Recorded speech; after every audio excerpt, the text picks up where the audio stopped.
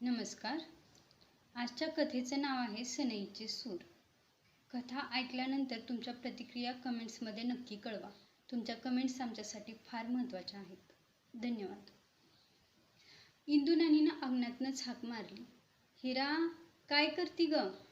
या की नानी, हिरानं आतनंच आवाज दिला.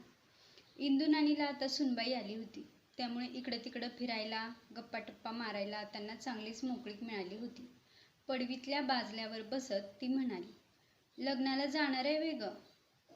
नाही, सांगितलं नाही आम्हाला. नाही सांगितलं तेच चांगलं. आयर कुठनं आणायचा? हिरा जरा ओशाळल्यागत होत म्हणाली. वयाच्या 25शीपर्यंत 3 लेकरांची आई झालेली हिरा संसाराचा गाडा ओढण्यासाठी जीवाचा आटापिटा करीत होती. तिचा नवरा मिळेल तिथं काम करायचा. आता तर 2 दिवस झाले काम बघायला जातो म्हणून गेला, त्याचा अजून पत्ता नाही. तपकिरीची चिमट नाकाने ओढत इंदू नानी म्हणाली, मग येशील वे माळ्याच्यात कामाला? त्यांच्या माळ्यातली दगडं येचायची आहे ती वाटतं. हिरा म्हणाली, होय येते की, ना येऊन काय करती? पण माळणीने विचारले 15 रुपयानं येता का म्हणून. का व, सगळीकडं 20 रुपये देतात की, हिरा डोळं मोठं करत म्हणाली. अगं होय, पण आपलं गाव हे असलं दुष्काळी. हायती का गावात कामं? असू दे, जाऊ आपण, म्हणजे परत काम असल्यावर आपल्यालाच सांगल ती. उरक मग, असं म्हणत इंदू नानी उठून गेली. हिराच्या 3 लेकरांपैकी थोरली 8 वर्षांची कुसुम, 5 वर्षांचा खंडू आणि 2 वर्षांची चिमणी.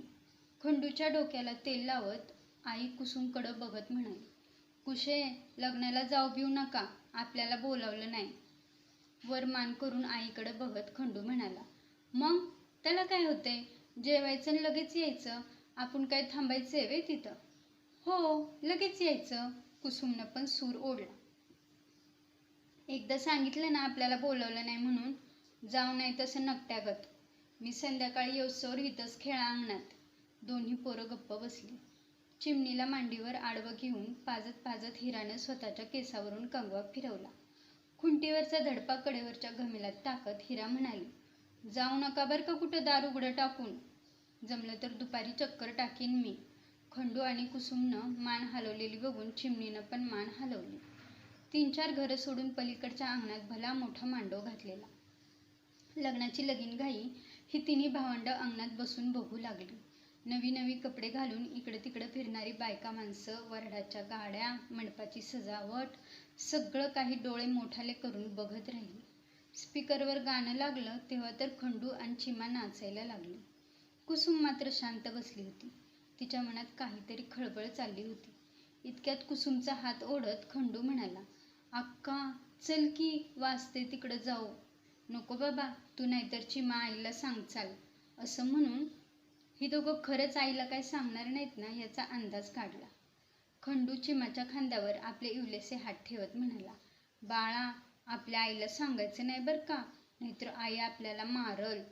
तुला लाडू खायचं का नाही? उत्साहाच्या भरात 2-3 उड्या मारत चिमा म्हणाली, नाही सांगत, नाही सांगत, नाही सांगत. आता कुसुमला खात्री पटली. चला तोंड धू, असं म्हणत कुसुम उठली. पाण्याच्या बादलीत हात बुडवून हातावर थोडं पाणी घेतलं. पुन्हा ते झटकून टाकून चिमाच्या तोंडावर हात फिरवला.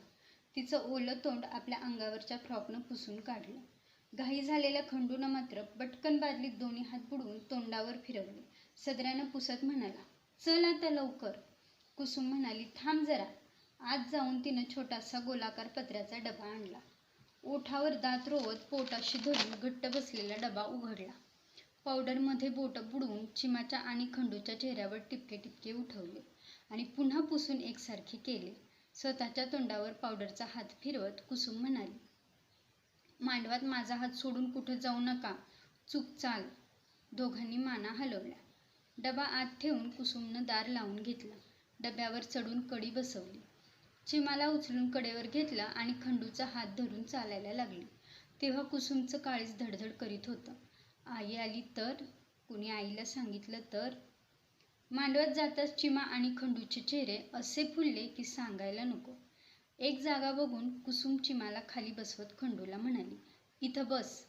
तिघंही उत्साह आणि आश्चर्यानं चौफेर नुसती बघत राहिली. तेवढ्यात कोणीतरी माईकमध्ये बोललं, हे पहा, सगळ्यांना अक्षता मिळाल्या का? खंडूनं पुढं बसलेल्या एका बाईकडून अक्षता मागून घेतल्या. कुसुमच्या आणि चिमाच्या हातावर 4-4 अक्षता ठेवल्या. नुसती वळवळ करत असलेला खंडू कुसुमच्या कानाजवळ आपले तोंड नेत म्हणाला, अक्का, जेवाय कधी मिळणार आहे? चिमाच्या नाकातली गळणारी धार बोटाच्या चिमटीत धरून काढत कुसुम म्हणाली, आता लग्न झाल्यावर मिळणार आहे. वर्षातून कधीतरी दिवाळी आणि जत्रेला गोडाशी गाठ पडणाऱ्या त्या निरागस जीवांची लाडूसाठी आतुरता काय असेल ते त्यांनाच माहीत. मंगलाष्टका चालू झाल्या. साहजिकच या लांबलचक मंगलाष्टका कधी संपतील असं यांना झालं होतं. संपल्या एकदाच्या. फटाकडे वाजले, ढोल ताशे वाजायला लागले. माणसं उठली तशी कुसुम पण चिमाला कडेवर घेत उठली.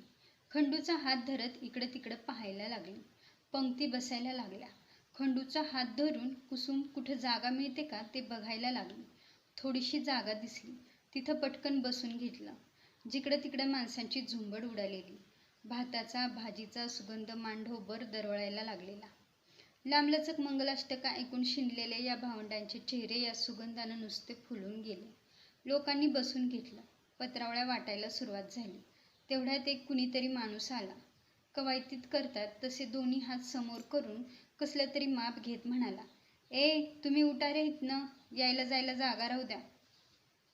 खंडू आपला एक हात मागून पुढं असा फिरवत म्हणाला, हितनं आहे की जागा? पण त्याचं ऐकतं कोण? आणखी 1-2 व्यक्तींबरोबर यांना पण उठावं लागलं. कुसुमचे डोळे भरून आले. खंडू कुसुमचा हात ओढत म्हणाला, आता नाही वेळ मिळणार जेवायला. मिळणार आहे, जागा बघू आपल्याला. कुसुम म्हणाली. आपल्याला तिथंच खांबाशी पाठ टेकून इकडं तिकडं बघत जागा शोधू लागली. वाडप्यांची लगबग चालू झाली. पत्रावळीवर बुंदी पाठोपाठ भात वाढत वाडपे पळू लागले. या भावंडांचा जीव कसासाच व्हायला लागला. कुसुमनं आवंढा गिळला, पण खंडूच्या डोळ्यात पाणी आलं. इकडं तिकडं नजर फिरवता फिरवता कुसुमचे डोळे आनंदाने लकाकले. जागा मिळाली. मांडवाच्या बाहेर लिंबाच्या झाडाखाली काही मंडळी बसली होती. त्यांच्या शेजारी जागा शिल्लक होती.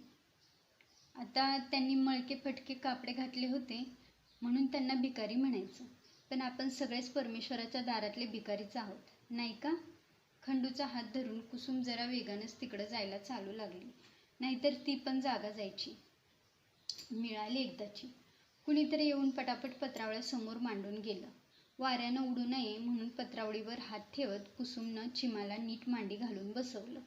कुसुमकडं बघत चिमा म्हणाली, अक्का, लालू मिळेल की आता? तिच्या डोक्यावर हात फिरवत कुसुम म्हणाली. शेजारी बसलेला खंडू चिमाच्या खांद्यावर एक हात ठेवून एका हाताचं बोट समोर करत म्हणाला, ते बघ, तिथलं झालं की आपल्याला वाढताल. तोवर कुणीतरी मोठी मोठी पावलं टाकत आलं आणि भराभर पत्रावळीवर बशीनं भात टाकत निघून गेला. चिमा दोन्ही हातांनी टाळ्या वाजवायला लागली.